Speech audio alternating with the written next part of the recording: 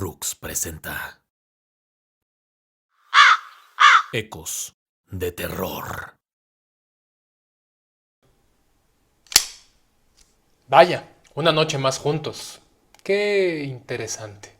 Como de costumbre, yo, Beren, seré el centinela de hoy. Hoy pasaremos más tiempo juntos que en otras ocasiones, así que les recomiendo busquen un lugar en el que se sientan seguros y que se preparen. Yvonne, ¿podrías ayudarnos con los rezagados, por favor? Muchas gracias. Hoy Yvonne viene de buen espíritu, por así decirlo. En fin, es hora de escuchar los 3 relatos que tenemos para ustedes, si es que se atreven. Tomen valor y alístense, pues la noche se avecina y comienza mi guardia. Esto es Ecos de Terror.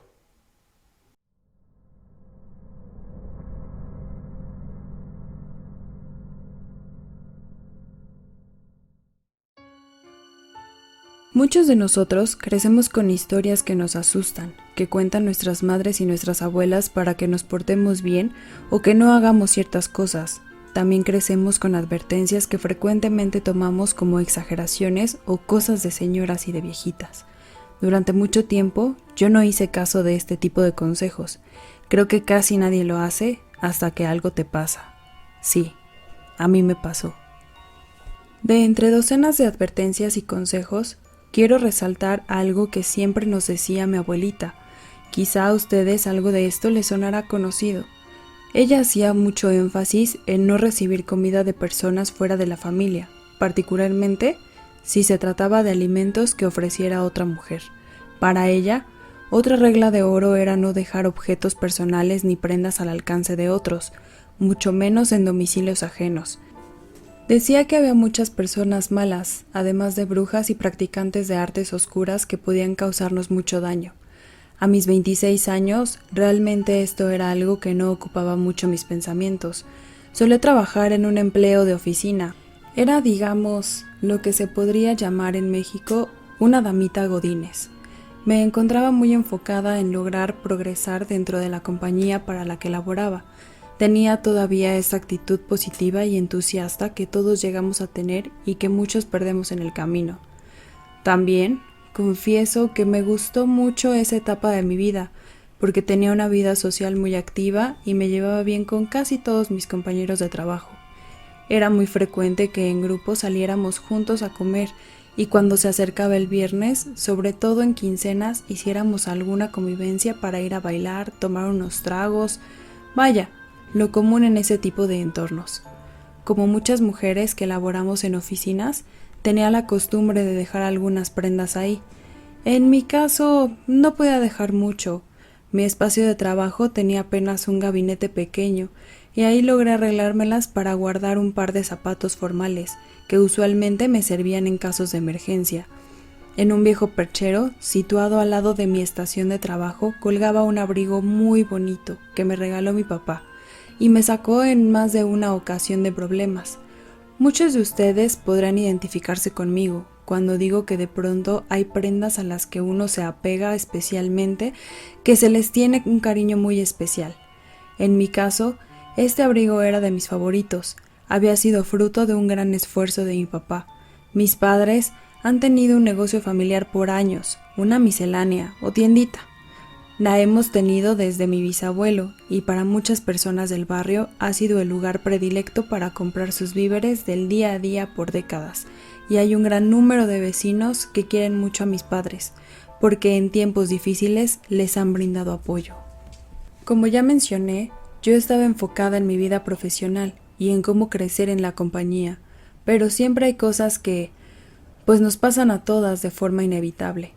No me considero una mujer extraordinariamente hermosa, pero estoy contenta con mi apariencia y siempre he procurado estar bien presentable, especialmente en mi trabajo. Sin afán de presumir, era frecuente que algún compañero me invitara a salir, me procurara. A pesar de encontrarme soltera en ese momento, realmente no tenía el interés para conocer a alguien o para explorar mis opciones. Con lo que yo creía que era mucha educación y buenos modales, amablemente agradecía y rechazaba los intentos de estos pretendientes. Como saben, siempre es inevitable que se generen chismes de cualquier cosa. Las mujeres somos más propensas a esto, sobre todo a ser víctimas de la envidia y ataques de nuestras congéneres. En mi caso se decían cosas como que era lesbiana, que me creía mucho e incluso que yo era la amante de uno de los altos ejecutivos de la organización.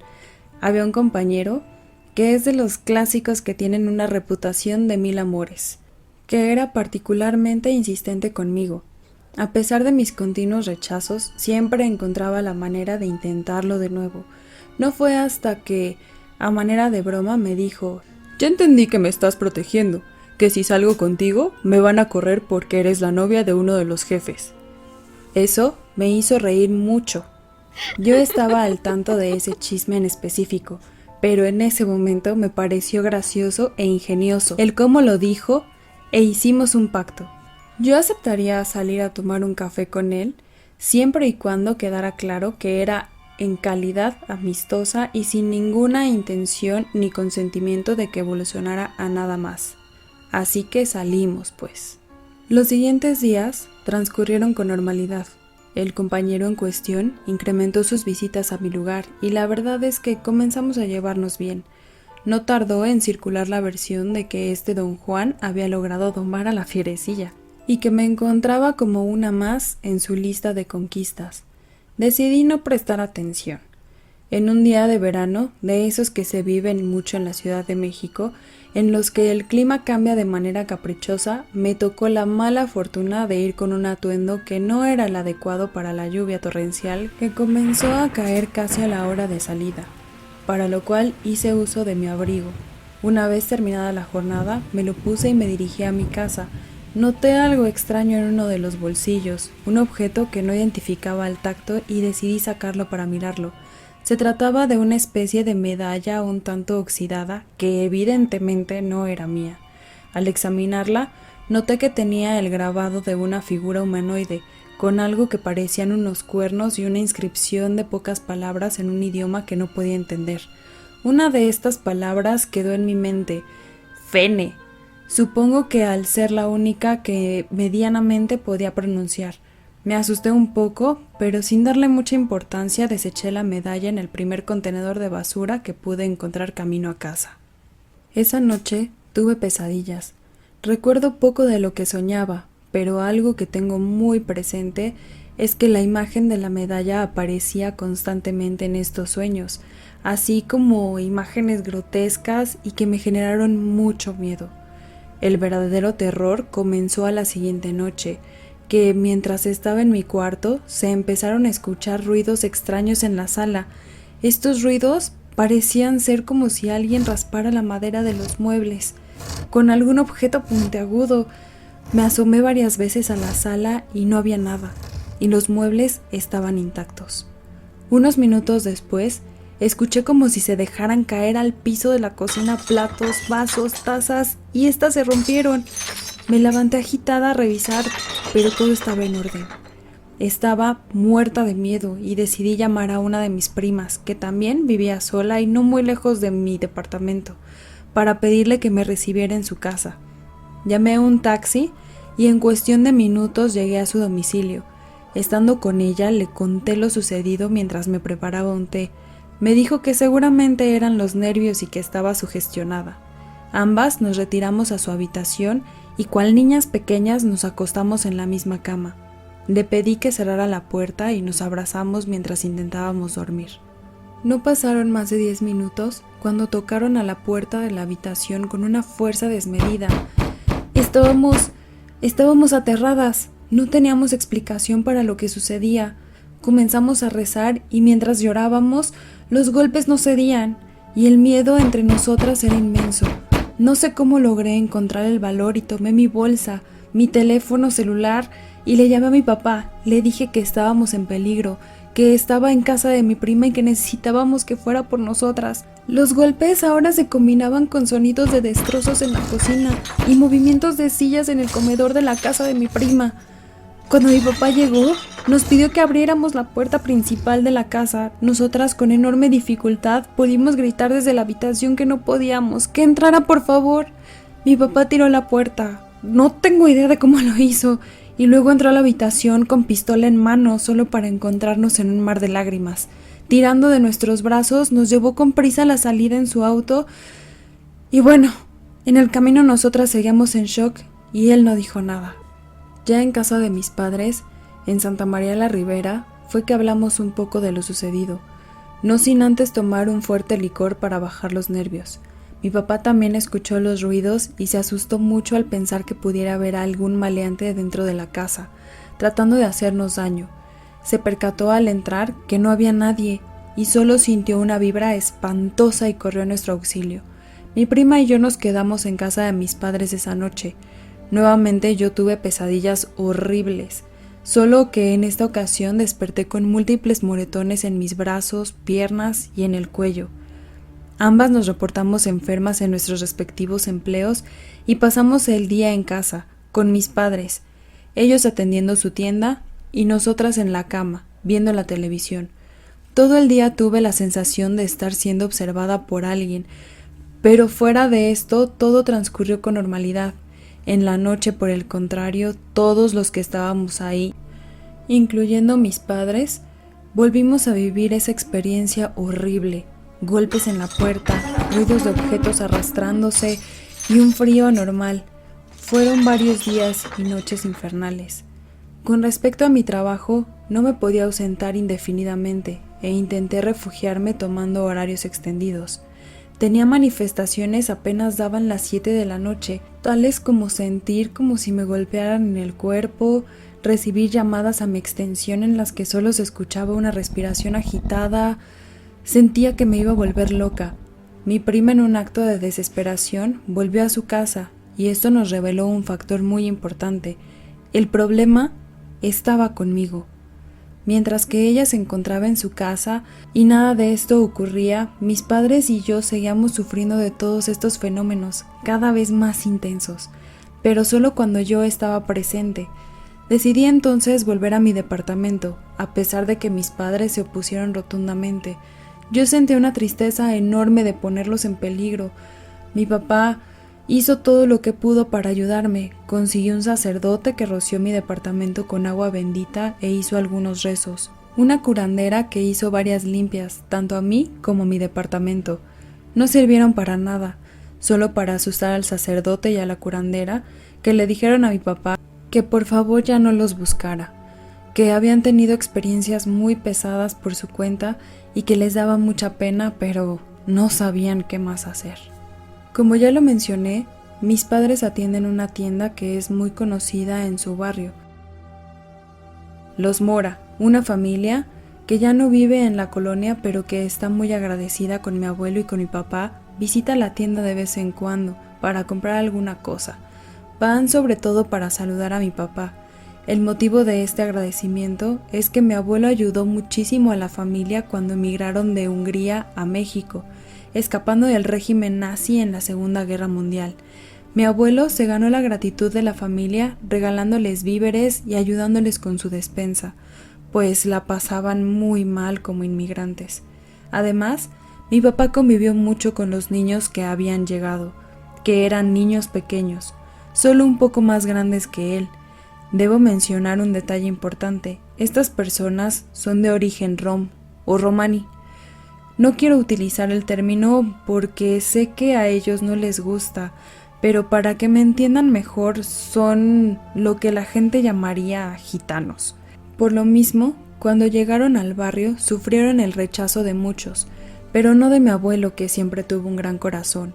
El apellido original de esta familia era Moré, pero en algún momento se deformó, como muchos apellidos extranjeros, en algo mexicanizado. En esta visita, mi papá aprovechó para comentarles de lo que me estaba pasando. Ellos ofrecieron ayudarle y le pidieron que me llevara con ellos a una dirección que le compartieron. Al día siguiente, asistimos mi papá y yo al lugar que nos indicaron, la casa de esta familia. Nos recibieron con mucha amabilidad, pero con un poco de reserva. Después de darnos algo de comer, nos llevaron con la hermana menor del señor que había vivido con mi abuelo y que era el patriarca de esta familia. Ella era una anciana de unos 80 años, pero aún estaba lúcida. Mi padre sabía de su existencia, pero era la segunda o tercera vez que la veía. Al parecer esta mujer pasaba la mayor parte de su tiempo encerrada en casa, y así había sido por las últimas décadas.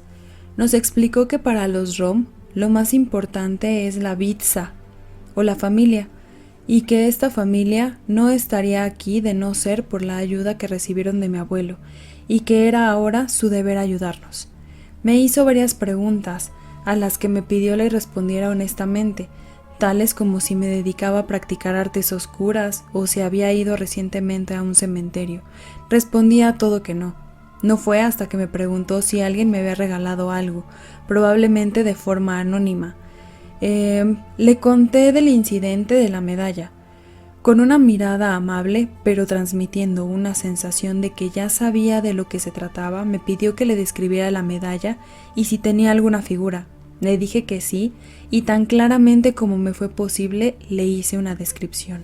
Ella solo hizo un guiño gutural, y tomó un viejo libro, buscó una ilustración, lo señaló, y dijo con una voz áspera: ¿Esto es lo que viste en la medalla?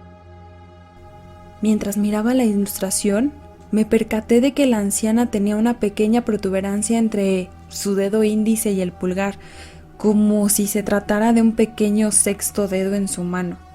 Regresé la mirada a la ilustración y en efecto era idéntica a la medalla. El pie de la imagen venía escrito en negritas la palabra Ordog y algo que parecía ser una descripción en un idioma que no entendía, pero que me parecía familiar. Respondí que sí y aproveché para comentarle que ese idioma o lengua me parecían conocidos y que la medalla decía algo así, algo como fene, que era la única palabra que recordaba. Al escuchar esto, la anciana y todos los que estaban ahí presentes hicieron un sonido como de angustia. La anciana escribió en un papel la frase y luego la dijo. Nos explicó que esa frase es común en el lenguaje popular, que se usa como una expresión de frustración o fastidio, pero su origen es más sombrío. Los fene son demonios conocidos por su pueblo. Disfrutan haciendo sufrir a las personas, se alimentan de su energía y de la destrucción de objetos. La frase se traduce tal cual como que sea devorado por los fene. Ordog, por otro lado, representa la maldad y lo perverso. Es en muchos sentidos lo que conocemos como el diablo. Nos dio a entender que básicamente alguien había preparado un maleficio para mí, en el que pedía a Ordog que enviara a los fene a hacerme daño. Me preguntó si sabía de alguien que me tuviera tanto rencor u odio, o que si sabía de alguien en mi trabajo que tuviera familiares romaní. Le dije que no tenía idea. Me dijeron que mi única opción era hacer un ritual especial que tenía que llevarse a cabo en mi hogar y que ellos me asistirían. Al despedirnos, una de las personas que mejor relación tenía con mi padre le dijo que no se preocupara, que la anciana era una Taltos y que sabía lo que hacía. Nosotros no sabíamos lo que eso significaba y nos explicó que se trata de alguien en la Vitsa que tiene contacto con los espíritus y sabe cosas que nadie más sabe. La noche previa al ritual, todo fue horrible. Todo lo que siempre sucedía se repitió como antes, pero más intenso, como si esta cosa, no sé, supiera que venía ayuda en camino. Se escuchaban incluso voces pronunciando palabras ininteligibles. La mañana siguiente, la anciana y un par de asistentes llegaron a mi casa. Mis padres llegaron un poco después, y el ritual comenzó. La anciana llegó con un atuendo muy llamativo. Comenzó a ungir aceite en las esquinas de los muros, y en mí y en todos los presentes. Encendió unas velas, así como una especie de inciensos o hierbas esparciendo el humo por todo mi cuerpo. Hablaba en esta misma lengua que yo no podía entender, pero de la cual pescaba algunas palabras como Ordog y Fene y otras más. De pronto sentí como si alguien me tomara del cuerpo, apretándome con mucha fuerza. Casi no podía respirar, mientras la anciana recitaba con más intensidad. Lo peor estaba por venir. Se escuchó una voz horrible, tan fuerte como si las más grandes bocinas del mundo estuvieran por la casa. Y la anciana solo me tomó de los hombros y siguió su cántico hasta que esa voz se fue menguando poco a poco. Así terminó todo.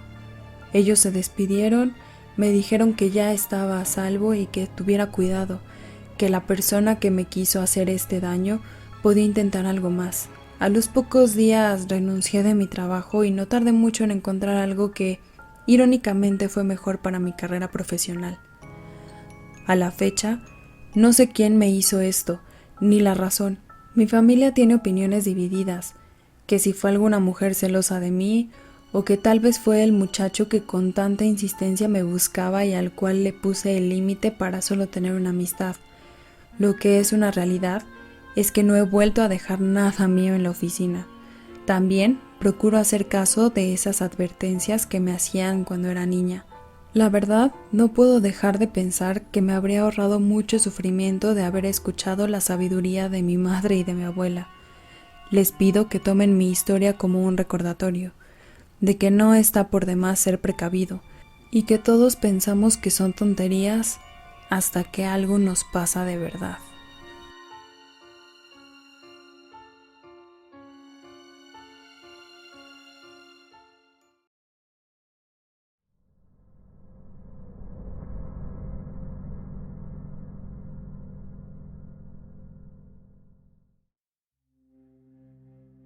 A pesar de ser alguien escéptico, tengo una buena cantidad de experiencias a las que aún no les he podido encontrar una buena explicación racional.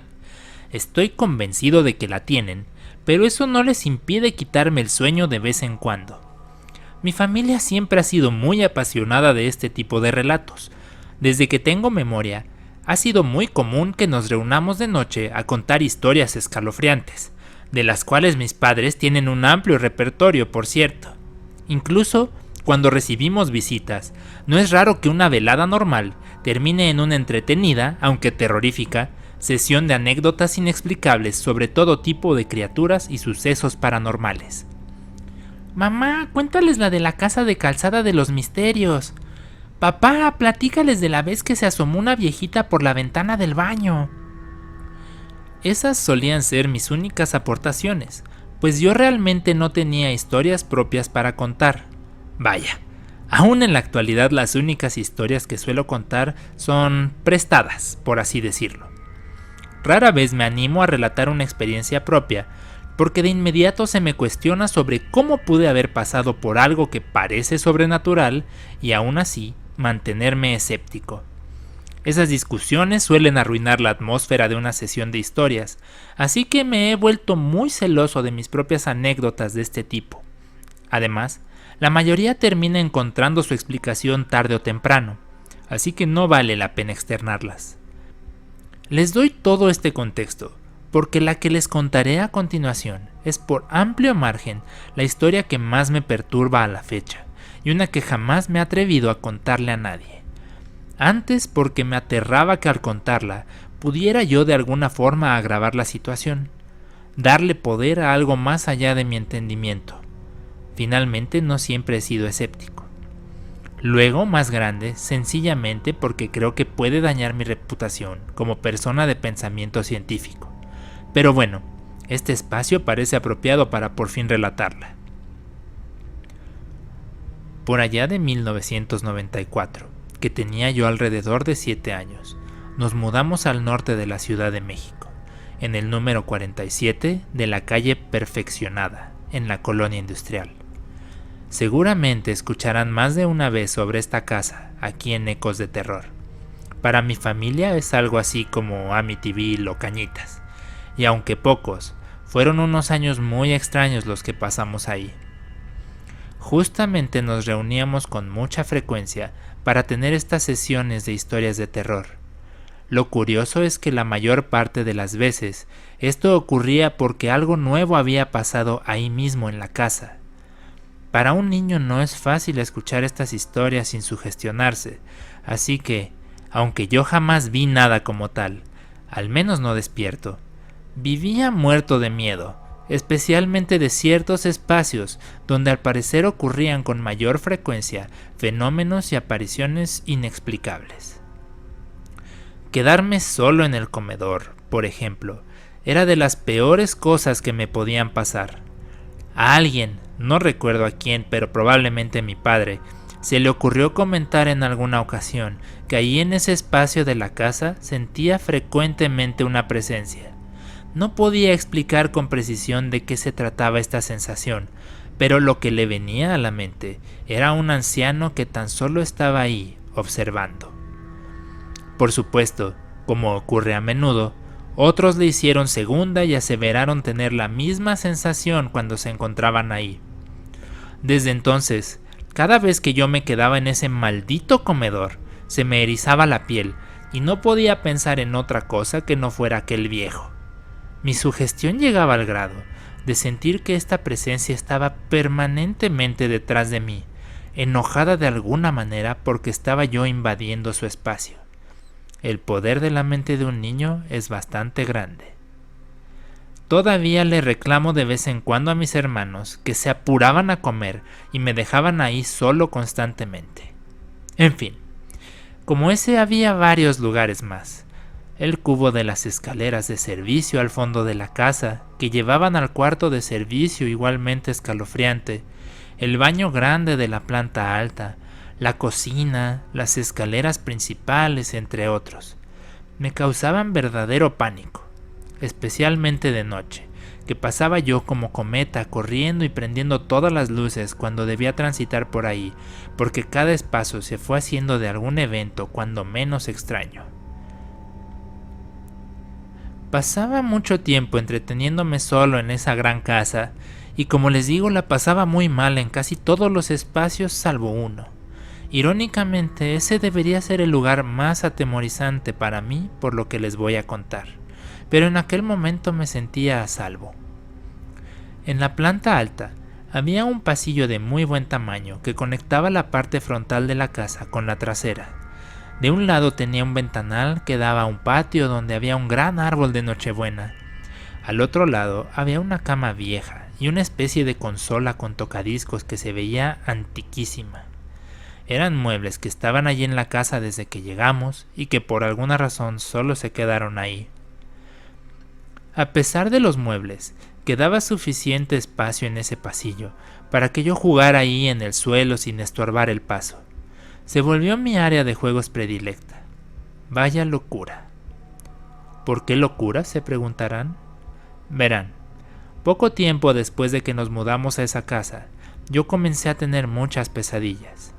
Constantemente soñaba que me encontraba partes de cuerpos desmembrados por toda la casa, justo en los espacios que más me daban miedo, como el comedor o el cuarto de servicio. Soñaba sistemáticamente con una familia cuyos integrantes tenían facciones grotescas y complexiones antinaturales. Eran humanos, sí, pero sus proporciones estaban ligeramente mal, además de tener la piel con un tono grisáceo y una textura muy desagradable. Esas pesadillas dan material para otro relato, pero las comento en esta ocasión porque había un sueño en particular que tenía de forma recurrente y que está de cierta forma ligado. Como de costumbre en mi sueño, era yo una especie de observador y a su vez podría ver a otro yo en tercera persona. Así es, comúnmente mis sueños han ocurrido desde esta perspectiva toda mi vida, con la peculiaridad de que en este sueño recurrente era fija y no cambiaba nunca, como si no pudiera apartar la mirada de la escena. La vista era siempre desde la parte más alta de las escaleras y hacia el pasillo de la planta alta. Me veía yo salir de mi cuarto y sentarme en el suelo a jugar. Otras veces solo estaba ahí desde un inicio. A diferencia de mis juguetes habituales, en estos sueños podía verme jugando a veces con manos, dedos, pies y alguna vez hasta una cabeza. Recordar esto me da escalofríos ahora, pero en su momento no me causaba ninguna sensación negativa. Eso ni siquiera es lo más perturbador, al menos no para mí. con cada vez más frecuencia. Podía verme llegar al área de juegos, y de la cama que estaba ahí, ver despertarse a una mujer mayor, muy obesa, vestida solo con ropa interior blanca de gran talla, con las mismas facciones grotescas que los otros miembros de la familia con la que soñaba. Pero ella no me causaba miedo. A pesar de su despeinada aunque escasa cabellera, su gran papada, sus gordas y cortas piernas y brazos, y su desproporcionadamente grande boca, me causaba cierta tranquilidad. Ella a veces jugaba conmigo, otras veces me hacía alguna caricia en la cabeza y volvía a la cama. Le gustaba poner algo de música en aquel viejo tocadiscos y sentarse a escucharla, aunque yo desde mi perspectiva de observador no la escuchaba en realidad, pero el otro yo parecía siempre disfrutarla. De hecho, ahora que lo recuerdo, en esos sueños no había más sonido que el de mi tinnitus, padecimiento que tenía entonces sin saberlo y que era el equivalente a mi noción del silencio.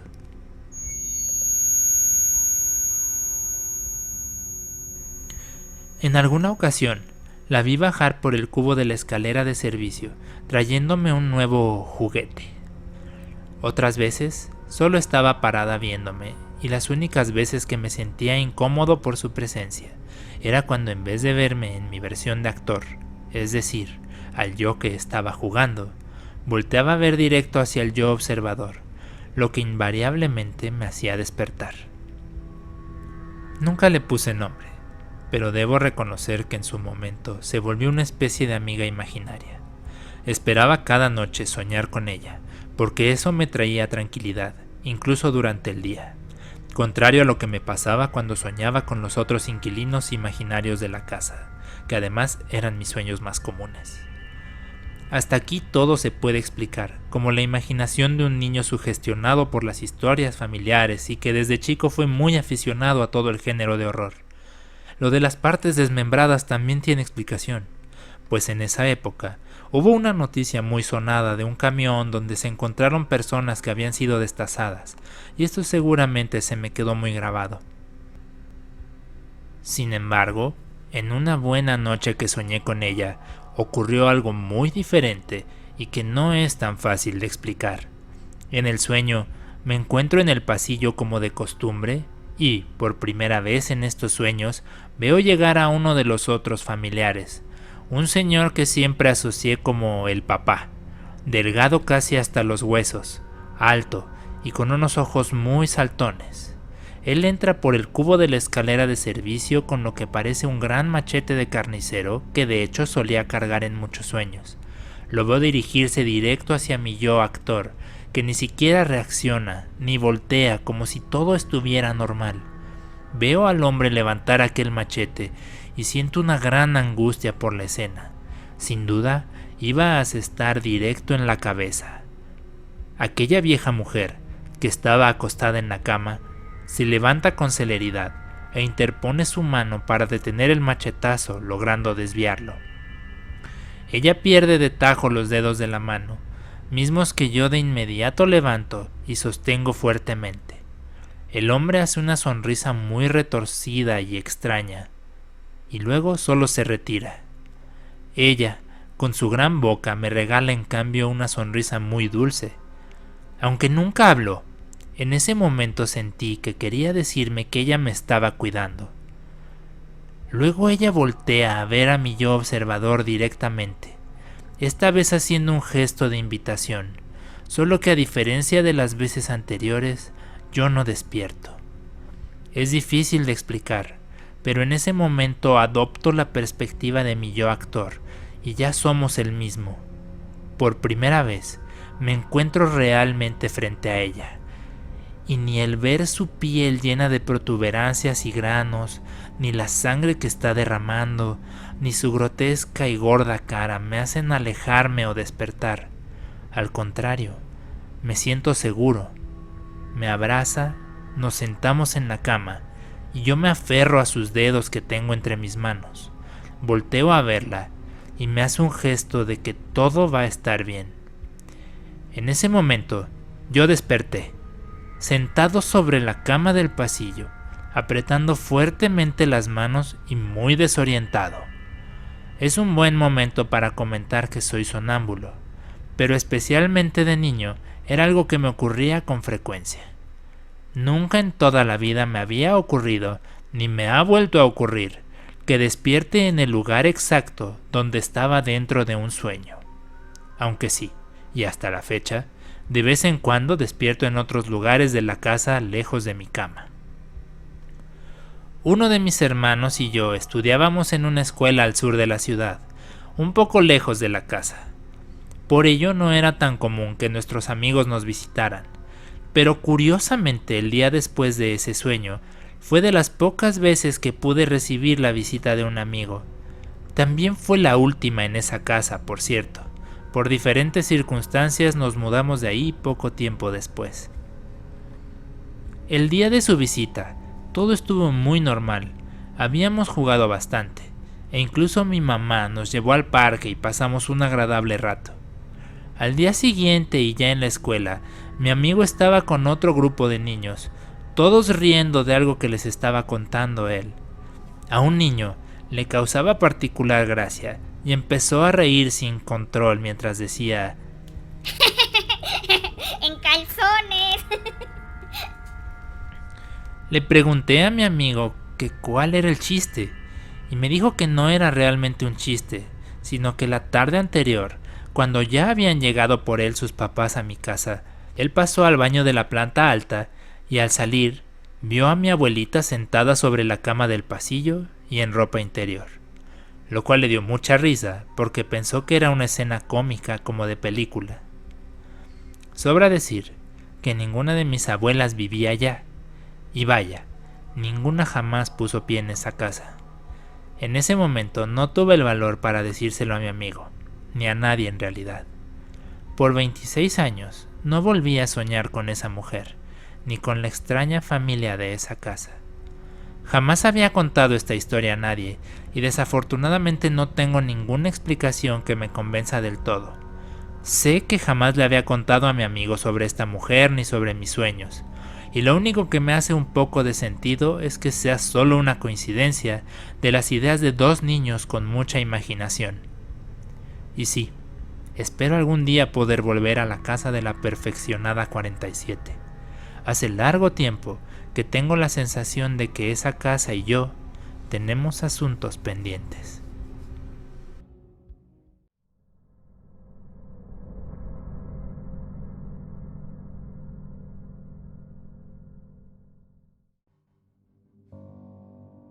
Esta historia no es exactamente mía, es en realidad de un amigo muy querido, Miguel Ángel, que ya no está entre nosotros y por lo tanto no hay nadie más que la comparta. Él y yo crecimos juntos en el mismo barrio. Es un barrio pesado de la Ciudad de México, que quizá hoy es mucho más peligroso de lo que era entonces, aunque su reputación ya era conocida en esos días. Teníamos muchas cosas en común, ambos con un padre ausente y una madre que se partía la espalda todos los días para conseguir lo necesario para sobrevivir. Mi mamá y la suya no se llevaban muy bien, y con frecuencia yo recibía advertencias de mi madre sobre que era mejor no juntarme con Miguel Ángel. La razón detrás de las reservas, que no solo eran de mi mamá, sino de todo el barrio, venían de la abuela de Miguel Ángel.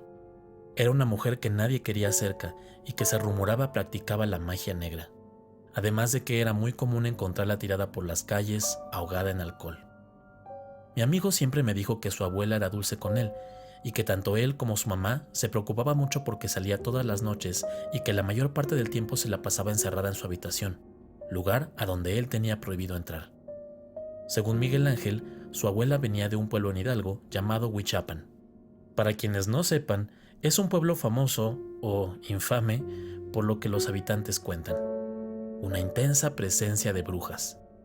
Al igual que su papá, la figura del abuelo de Miguel estaba ausente, con una diferencia importante, pues al abuelo se le recordaba con cariño y nostalgia. Decía que su abuela siempre estaba triste por su abuelo. Gran parte del tiempo que ella pasaba con mi amigo lo dedicaba a contarle historias de lo guapo que era su abuelo, de lo mucho que él se parecía y que su vida era mucho mejor cuando todavía vivía. Al parecer, la familia entró en apuros económicos a raíz de la muerte de este. Fuera de su nieto, lo más preciado para la abuela era el camafeo que colgaba de su cuello. De color plateado y adornado de forma muy elegante, contenía los retratos de la abuela y el abuelo de Miguel en su juventud. Era este retrato el que usaba constantemente para decirle a mi amigo lo mucho que ellos dos se parecían. Cuando la abuela cayó enferma, Miguel Ángel salía muy poco de casa. Con su madre trabajando todo el día, la responsabilidad de cuidar a la abuela era totalmente de él. A pesar de que yo lo tenía prohibido, en varias ocasiones le hice compañía en su casa mientras él cuidaba a su abuela. Por lo precario de la situación, le habían permitido ingresar a la habitación de la abuela para llevarle alimento y vigilarla, con la consigna de que no podía permanecer allí más de lo indispensable. También, sin darle explicaciones, su madre lo obligó a usar una pulsera con la mano de Fátima, la cual no se podía quitar hasta nuevo aviso. Les confieso que yo nunca me atreví a entrar a la habitación de su abuela, pero sí tuve el valor de echar un vistazo en un momento en que Miguel dejó la puerta entreabierta y fue a servirle algo de comer. La anciana dormía y pude mirar al interior donde había un sinfín de botellas vacías y a medio vaciar, evidencia de su vicio. Además, figuras extrañas en las paredes, con caracteres que nunca había visto y nunca he vuelto a ver. Velas por todos lados, con cera derretida por doquier, así como huesos de animales. Recuerdo nítidamente el cráneo de algo que bien podría haber sido un perro o un gato. En mis visitas escuché en más de una ocasión cómo la abuela le decía a Miguel: «Mijo, ya me arreglé con mi señor. Cuando yo me vaya, úsalo para que te cuide». Cuando finalmente la anciana murió, Miguel Ángel desapareció por unos días. Nadie fue al velorio ni al sepelio. Al paso de unos días, mi amigo tocó a mi puerta y salí a platicar con él. Noté su expresión de genuina tristeza, así como que ahora, de su cuello, colgaba el camafeo que había sido de su abuela. Entendí, pues, que eso que quería la abuela que usara para cuidarlo era el camafeo. Pasaron los años y seguimos siendo muy unidos. Crecimos y vivimos muchas experiencias juntos. Nuestras primeras novias, salidas y todo lo que hace uno con los amigos de la infancia con los que uno crece. Mientras que yo me enfoqué, en gran medida por los esfuerzos de mi madre, en mis estudios y en salir adelante, Miguel Ángel fue mucho más influenciable por el barrio. Empezó a andar en malos pasos y a generar una mala reputación. No obstante, conmigo siempre fue lo más cercano que tuve a un hermano, y me cuidaba. Trataba de ser su mejor versión cuando estábamos juntos. En una de tantas conversaciones que acompañamos con una cerveza y en las que yo intentaba persuadirlo de dejar su vida loca, me confesó: «Mira, mi George, ¿te acuerdas de la abuela? Pues me dejó esto y con esto tengo», dijo señalando al camafeo en su cuello.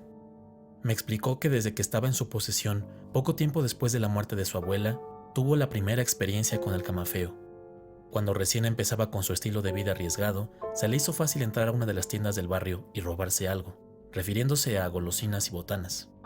Logró cometer esta pequeña felonía sin ser detectado, y mientras caminaba hacia su casa, cerca de doblar en una esquina, comenzó a sentir cómo el camafeo comenzaba a calentarse. Instintivamente lo tomó con una mano y sintió una necesidad de abrirlo. Al hacerlo, aseguró haber visto cómo el retrato de la abuela lo miraba y jura que agitó la cabeza como diciendo no. Miguel se asustó y no supo qué hacer. Un instante después murmuró: «¿No qué? ¿Que no vaya para allá?». Acto seguido, el retrato de la abuela asintió, como respondiendo a la pregunta de mi amigo. Aunque en shock, hizo caso de lo que él aseguraba eran señales, dio media vuelta y cruzó la calle. Su sorpresa fue que al mirar hacia esa dirección, caminaban un par de policías.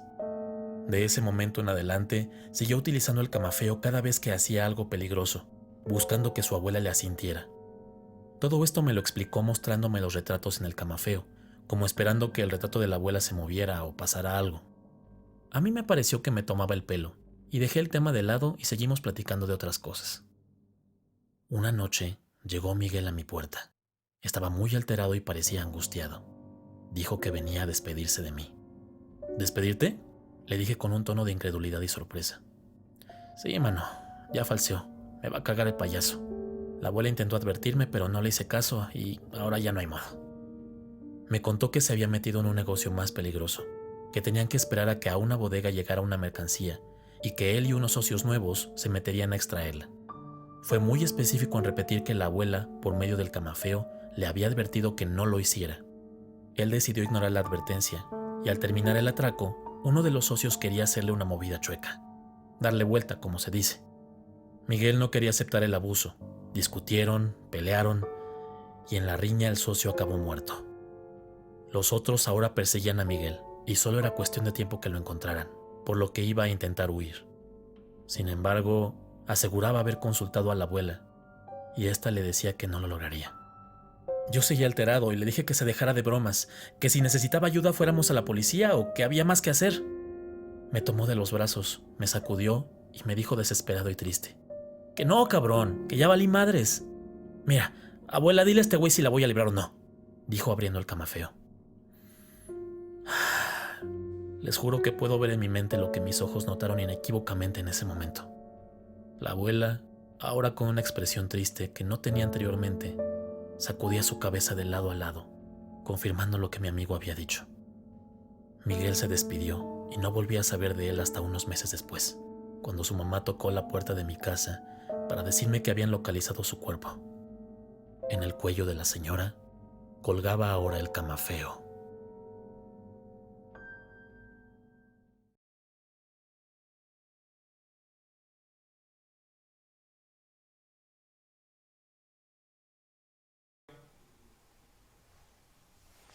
Espero hayan disfrutado los relatos de hoy. Creo que hay varias ideas, quiero decir, lecciones que debemos llevarnos de estos. Por favor, no olviden darle like al video, compartir y suscribirse si es que no lo han hecho. También envíen sus relatos, quizá el próximo que presentemos aquí sea el suyo. Ahora, si me disculpan, hay almas perdidas que me necesitan. Hasta pronto.